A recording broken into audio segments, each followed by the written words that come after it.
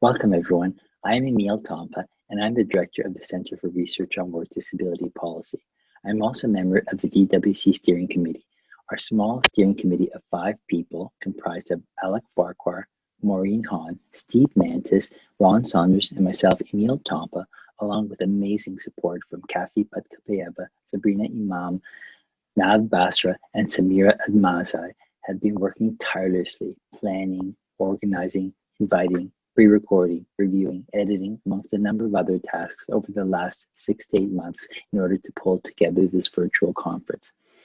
Another thing our small steering committee team has been doing over the last 6 to 8 months is formalizing our governance and planning how we might expand the steering committee. I note that we have heard from many of you about the need for a DWC committee to be bigger and more representative of the diversity of people who live and work in this community. We are actively seeking to do this in a thoughtful way, so stay tuned and we will keep you posted as we move forward on this front. So without further ado, I'm extremely pleased and honored to present our next item on the agenda, which is an Indigenous land acknowledgement given by Stephen Linton, President of the Board of Directors of the British Columbia Aboriginal Network on Disability Society, or BCANS for short. Thank you and enjoy the rest of the day and the conference. My name is Stephen Litton, and I'm a member of the Nikumin Indian Band within the Tlakatmu First Nation. I also am the president of the BC Aboriginal Network on Disability Society. I am very pleased to be here virtually with you today at the Disability and Work in Canada 2020 conference. I would like to welcome each and every one of you to this year's conference and recognize the unceded territories of Squamish, Musqueam, and Tsleil-Waututh nations on which I live, and prepared this video. I would also like to acknowledge the traditional territories of each of the nations across Canada that you as delegates are participating from, and to sincerely thank their peoples for allowing us to come together on their ancestral lands to meet, share, and strengthen old relationships while creating new ones.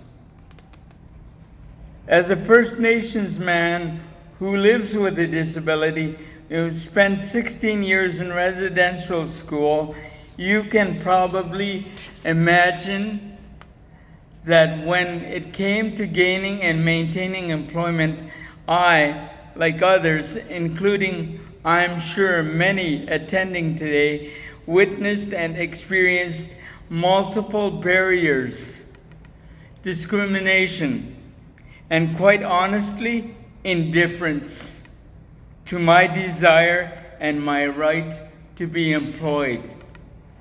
Living with a disability presents multiple challenges when seeking employment and in being given the opportunity to show the value you can bring as an employee.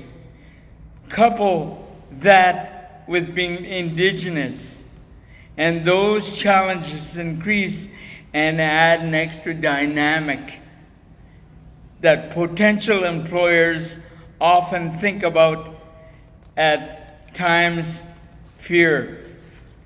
I often hear governments at all levels say that the struggles, poverty, marginalization of persons living with a disability would all be lessened if we can just get a job, which I think if all think we're equal, that would be true.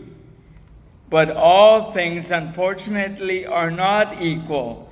They are and never have been equal for persons living with a disability.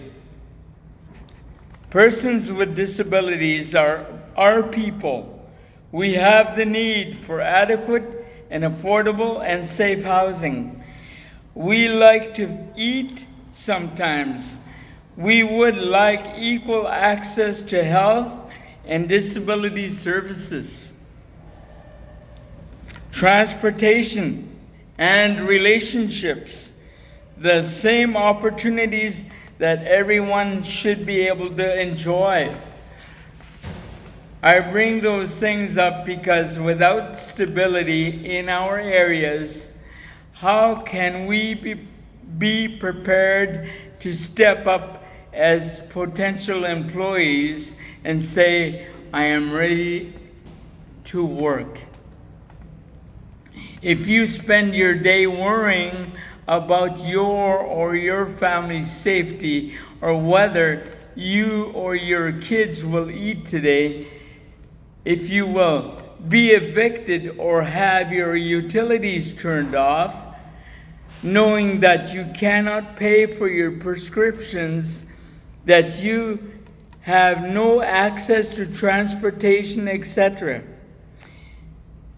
And then, while dealing with all that, to have to convince the employer that your disability, your life, and your reality won't adversely impact on their business. Well, that's easier said than done. As you move forward today, let's take a new look at employment and understand the employability for many persons living with a disability is not just a matter of handing in a resume, that we have to look at the person as a whole, and we have to be prepared to provide the time and the effort to help them succeed in the other aspects of their life. So in turn, they can be better equipped to succeed in employment. I wish you all the very best during this conference. And I hope that through your work, we will see positive steps forward. Thank you very much for this opportunity to speak to you today.